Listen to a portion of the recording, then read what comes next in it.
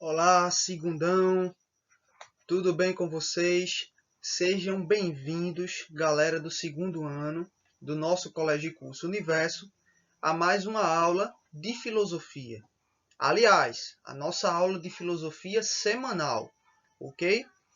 O tema de hoje vamos conhecer, o ceticismo, tá? O ceticismo é uma corrente de pensamento filosófica que foi inaugurada no século XVII, há aproximadamente 450, né, anos atrás, na era moderna, tá bom? E nessa aula de hoje você vai conhecer o pensador, né, o filósofo moderno, né, que é, elaborou sua teoria, né, sobre o ceticismo, tá bom? O ceticismo é um tema muito comum, né, e que cai frequentemente em questões do Enem, tanto de filosofia como de outras humanidades, como sociologia e até mesmo história, e também cai em questões de outros vestibulares, que não só tem o Enem, né? Como também em questões, né, onde tem ciências humanas em provas de concurso público, onde também é muito cobrado em filosofia o conhecimento sobre o ceticismo. Então fica ligado no conteúdo dessa aula, porque é bastante importante para você, tá? Então quem tem o livro, tá, já acompanha esse videozinho, essa aula, tá, através do seu livro. Mais uma vez eu vou mostrar aqui na câmera, é o seu livreto de filosofia, esse bem fininho, da cor vermelha, tá? Módulo 1, capítulo 2, os problemas filosóficos, tá bom? Cuidado para não confundir com os outros livros da coleção da editora que recebemos em nossa escola, tá? É o módulo 1, capítulo 2. E nesse livro você coloca na página 10 para a gente começar, né, a acompanhar junto comigo a leitura do texto e o assunto dessa aula, beleza? Quem não tem o livro vai acompanhar através desses slides que você já está vendo o primeiro aí, e também não vai ficar por fora do assunto, de forma alguma. Você também vai ter direito a acompanhar essa síntese do que é o ceticismo e qual sua importância para a filosofia, ok? Na primeira aula, é importante você assistir lá, que foi antes desse vídeo, tá? No dia 9, no dia 10 de julho, na verdade, onde a gente conhecer um pouco sobre a diferença entre o que é o saber fazer e o que é o conhecimento, ok? E aí, essa primeira aula vai te preparar já para ter uma ideia do que a gente vai discutir aqui nesse vídeo, beleza? Então, bora lá, let's go! Para começar, você que tem um livro já pode colocar na página 10, como eu falei antes, né, para poder acompanhar junto comigo o conteúdo dessa aula, beleza? Na página 10 do livro, quem tem aí, está acompanhando, tem aí lá embaixo, tá, o título Ver para Crer, a postura cética, tá bom? E aí no slide estamos vendo a primeira pergunta dessa videoaula. Quem é o cético? O que é uma pessoa que é cética? Tá? O que é ser cético? Tá bom? Que vem esse nome, né, que vem da palavra ceticismo, tá? Ceticismo, que também tem a ver com cético, beleza? Primeiro vamos fazer algumas perguntas antes de responder essa primeira. É possível estar consciente do próprio conhecimento? Ou seja, é possível a gente, né, como ser humano, como ser que pensa, a gente ter consciência do que a gente sabe? A gente sempre vai ter certeza de tudo que a gente pensa e do que a gente faz durante a nossa vida. Beleza? Primeira pergunta filosófica. Segunda pergunta. É possível saber algo sem estar consciente do que se tem uma crença? A gente pode fazer algo acreditando que está dentro de um sistema de crença, mas na verdade estamos fazendo o contrário do que a gente acha que é o certo. É uma outra pergunta. E aí, cuidado com essas duas perguntas para não dar um nó na sua cabeça, tá bom?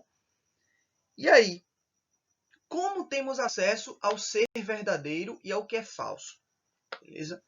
Então, o cético é aquela pessoa que ela se blinda, ela se protege de todos esses questionamentos. para não cair nesse nó-pró, né? Nessa confusão de ideias e de pensamento, ela adota uma postura de duvidar. Uma postura de duvidar de tudo que aquilo que é apresentado a ela como conhecimento ou como verdade, tá bom? Já vou parar um pouco sobre isso. Olha só, o cético, tá bom? Já marcando aqui, então eu peço para que vocês fiquem de olho no texto. O cético se caracteriza pela atitude de se colocar em dúvida sobre a possibilidade do conhecimento, ok? Então, isso é o que é o ser cético. Então, ser cético é você assumir uma postura, né, ter uma atitude na sua vida de sempre se colocar em dúvida sobre tudo que é apresentado a você, tá bom?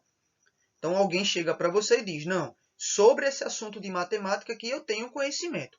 Então, ele vai e explica para você aquilo. Na hora, você, como um cético, você vai duvidar. É a sua primeira reação àquilo que te é apresentado. Duvidar. Então, o cético ele sempre está duvidando, questionando tudo que lhe é apresentado. Tá? Porque a primeira postura é, eu não vou ter nunca certeza se isso que ele está me dizendo é a verdade ou não. Então, antes eu vou procurar duvidar, questionar, para em seguida eu procurar, através do ato de filosofar, a verdade por mim mesmo. Tá bom? E aí, olha só, em versões mais radicais, um cético ele pode duvidar, olha só, até da existência de algo. E aí já vamos chegar nessa parte do pensador que elaborou, né, a teoria do ceticismo, tá? Da questão da importância da dúvida na filosofia. Tá? Duvidar da existência, de que algo existe ou não. E aí a gente entra vários aspectos aí que a gente pode sempre colocar como isso existe ou não. Isso aqui, isso existe ou não. Isso é real ou isso não é real? Olha só.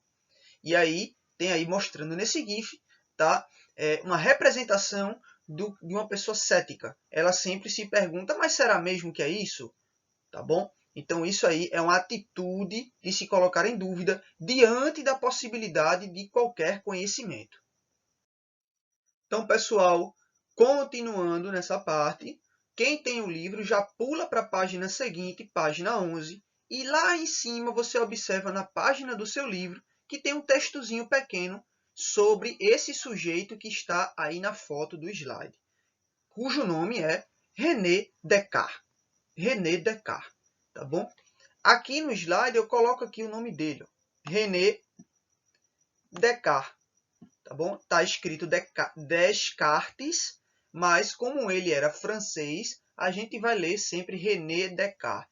Decore o nome desse filósofo porque ele é de suma importância e sempre está caindo em questões do Enem e de outros vestibulares. Tá? Esse cara ele criou uma verdadeira confusão, uma revolução no jeito de pensar e agir do mundo. Isso por volta do século XVII. Tá bom? Porque o Descartes ele criou um método de buscar o conhecimento que ficou conhecido depois como a dúvida metódica. Então, a gente tem aí René Descartes de um lado, ok? E o que ele criou, que foi a chamada dúvida metódica, tá bom? Porque duvidar só por duvidar, tá?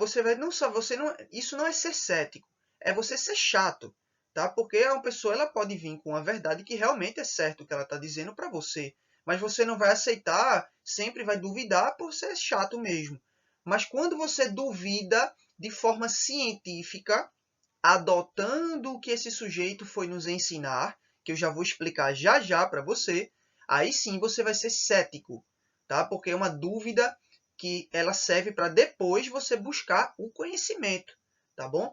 Então, aqui no texto do livro está dizendo que essa dúvida metódica ela é usada em áreas filosóficas, tá bom? Nas teorias científicas e também nas crenças do cotidiano, né? Na vida, né, cotidiana das pessoas. No nosso dia a dia, a gente pode adotar, sim, a postura cética e a dúvida metódica, beleza? Então, é o seguinte, essa dúvida metódica é um método de investigação, sabe? Como se fosse um detetive, tá em busca da verdade. Né? E essa dúvida metódica foi criada por esse sujeito chamado René Descartes, que nasceu no ano de 1596, tá? E morreu no ano de 1650. Então esse cara ele viveu boa parte de sua vida no século 17, tá bom? E aí ele propôs essa dúvida metódica. Então, que danado é essa dúvida metódica na prática? Vamos lá. Acompanhe junto comigo aqui o texto do slide. Olha só, a dúvida metódica ela é um método de conhecimento que consistia em, primeiro, suspender o juízo a respeito de qualquer coisa. Tá bom? Então é o seguinte, quando você vai primeiro, eu quero chegar na dúvida metódica, quero começar a aprender através desse método, tá? Então você vai para buscar o conhecimento primeiro, você vai suspender o seu juízo. Suspender o juízo, nas palavras do René Descartes, era você suspender qualquer crença que você tinha naquele momento. Você tinha que se tornar uma página em branco, sabe? Tudo na qual você acreditava, tudo na qual você realmente tinha como certeza, você tinha que anular, eliminar dentro da sua cabeça, tá bom? Então, suspender o juízo a respeito de qualquer coisa cuja verdade pudesse ser posta em questão. Ou seja, isso implica também a duvidar dos sentidos e da sua própria razão de ser e de existir.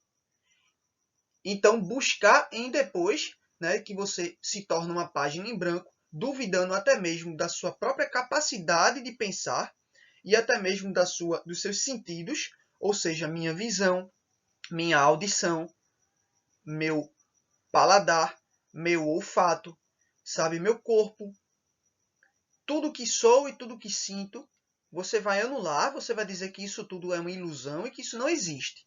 Olha só, isso parece papo de loucura, mas eu já vou explicar, né, como isso se deu na prática, tá bom? Como isso depois foi adotado pela ciência, tanto da época como até hoje, tá bom? É uma postura cética que todo cientista que se preze ele tem que ter para poder trabalhar e continuar pesquisando, tá bom? Então, olha só, a seguir, buscar uma certeza da qual não possamos duvidar. Então, primeiro, você vai anular com a dúvida metódica, é uma prática de buscar o conhecimento, primeiro, duvidando de tudo que você tem e tudo que você já sabe, se tornando uma página em branco, e em seguida procurar buscar o conhecimento, buscar certezas da qual você não possa nunca mais duvidar delas. Olha só como isso foi pesado, né?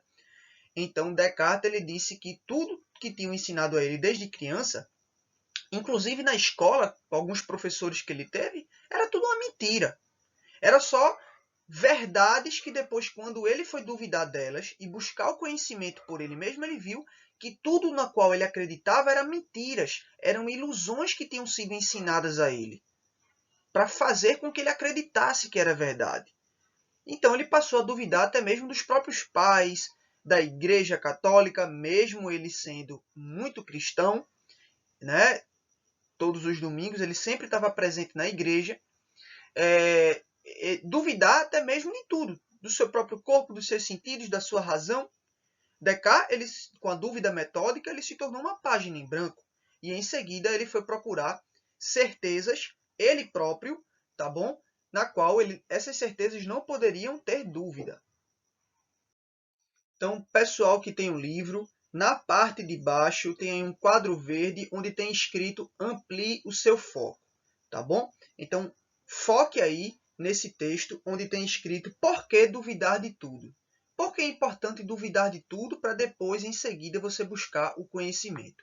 Olha só, aqui no slide temos cogito ergo sum.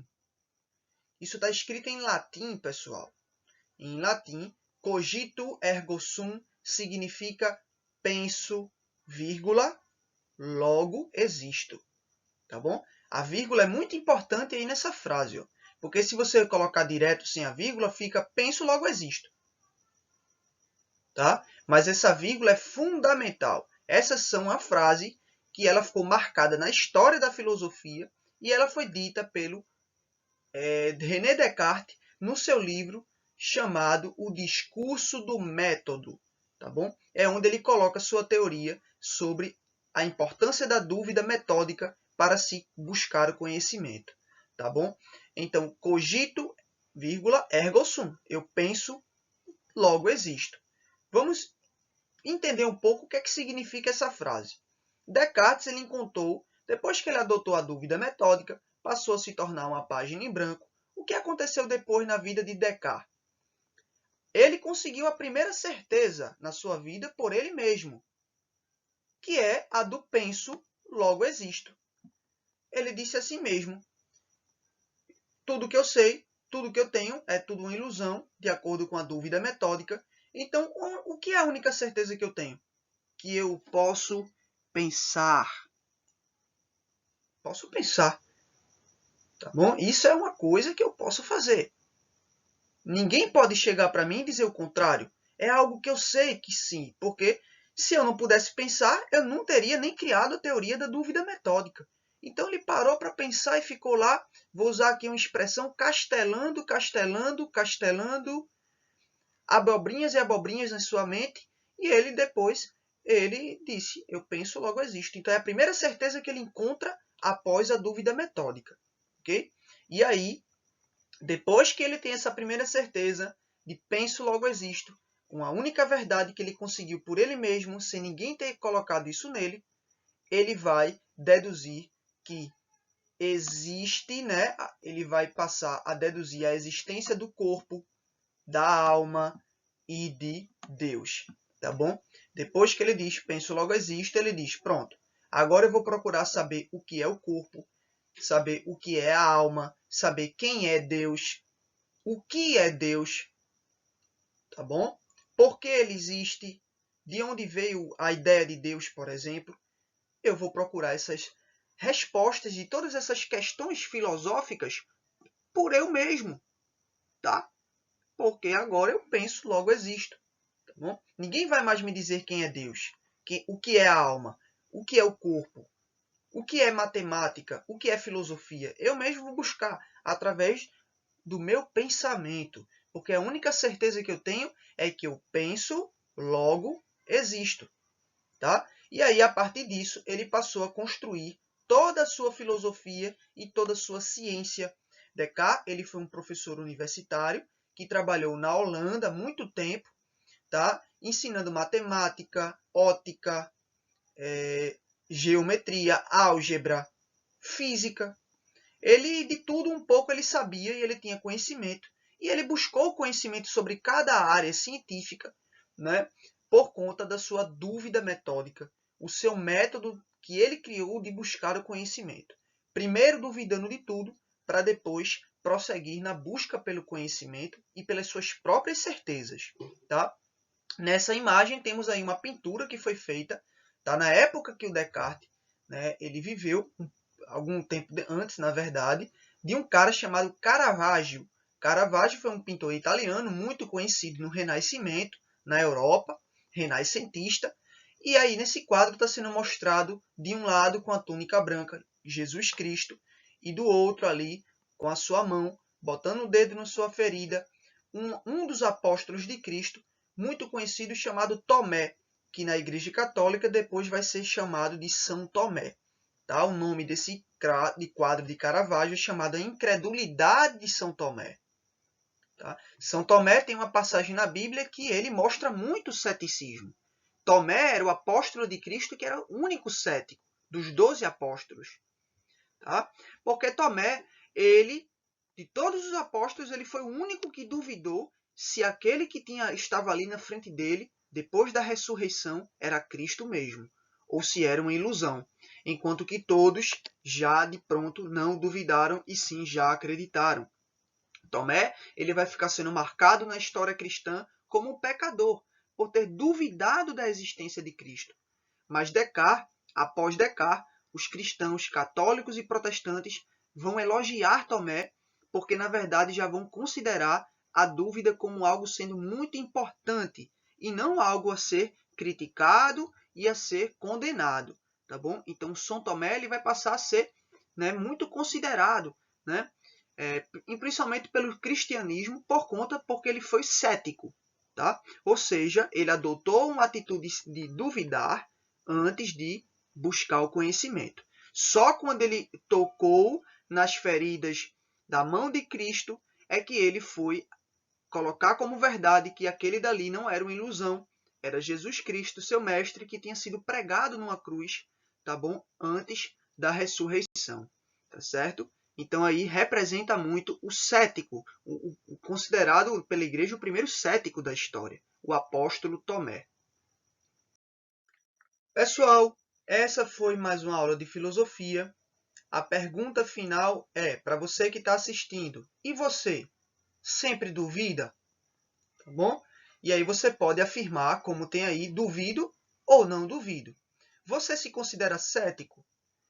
A partir dessa aula, você vai considerar a possibilidade de ser uma pessoa cética na sua vida ou não? Tá bom? Isso é um papo, tá bom? Que gera um debate muito importante para a gente poder ter conhecimento sobre filosofia. Beleza? Então, até a próxima aula e fiquem com Deus.